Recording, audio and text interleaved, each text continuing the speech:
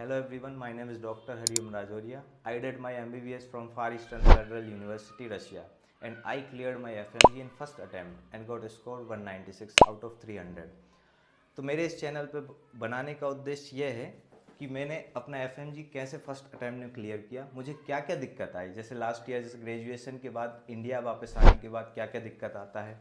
पहला तो ये, दूसरा ये कि मैंने कैसे कौन कौन से प्लेटफॉर्म को यूटिलाइज़ किया, कि कहाँ से कौन सा सब्जेक्ट देखना है, ये मैं आपको पूरा आगे वाली वीडियो में पूरा डेप्थ बताऊँगा।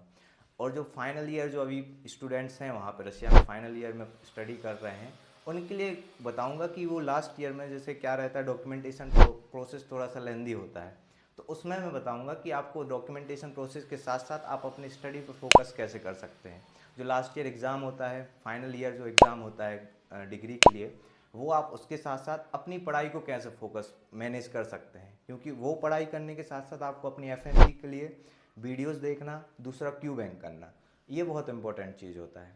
तीसरा मैं ये बताना चाहूँगा कि जो अभी फोर्थ ईयर, फिफ्थ ईयर या थर्ड ईयर में स्टूडेंट्स हैं,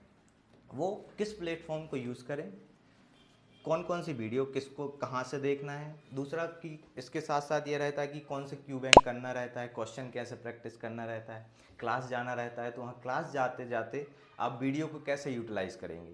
तो ये चीज़ मैं आपको बताऊंगा कि वहाँ के प्रोफेसर्स रहते हैं, प्रोफेसर्स के साथ साथ आप कैसे कोऑर्डिनेट करेंगे, क्योंकि एक इशू ये रहता है कि प्रोफेसर्स आपको स्टडी कराते हैं, आपको बताते हैं कि ये सब्जेक्ट आपको पढ़ना है, तो ये चीज़ आपको बताऊंगा कि आप उधर के अकॉर्डिंग कैसे पढ़ सकते हैं, ताकि आपको एफएमजी में भी उसका पॉइंट क्लियर हो जाए और दूसरा ये भी हो जाए कि आप वहाँ के कॉलेज के अकॉर्डिंगली मार्क्स भी अच्छे से ला पाएँ।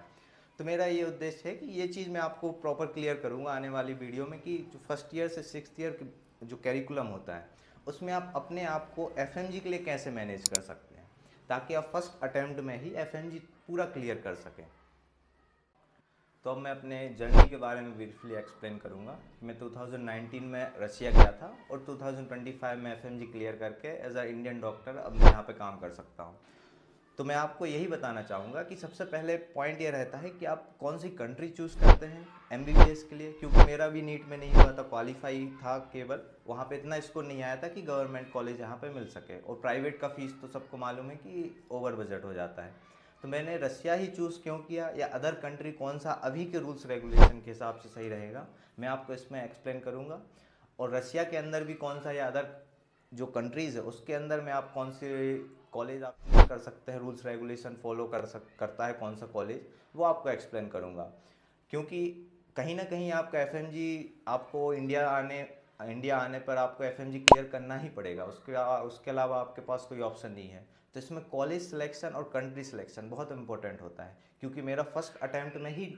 यदि एफएमजी क्लियर हुआ है तो कहीं ना कहीं इसके पीछे जो कॉलेज के अंदर जो पढ़ाई दी गई थी प्रोफेसर्स के द्वारा, वो कहीं ना कहीं एक बेसिक क्लियर करने में बहुत हेल्प करता है। क्योंकि प्लेटफॉर्म हाँ आपके लिए कॉम्पिटिटिव एग्ज़ाम के लिए आपको निकलवा देगा, लेकिन जो बेसिक कॉलेज का जो नॉलेज होता है, प्रैक्टिकल नॉलेज होता है, वो भी कहीं ना कहीं अब जो एग्ज़ाम आने वाला है, जैसे एफएमजी आ रहा है नेक्स्ट आने वाला है, तो उसमें कहीं ना कहीं उसका वेटेज बहुत ज़्यादा हाई है।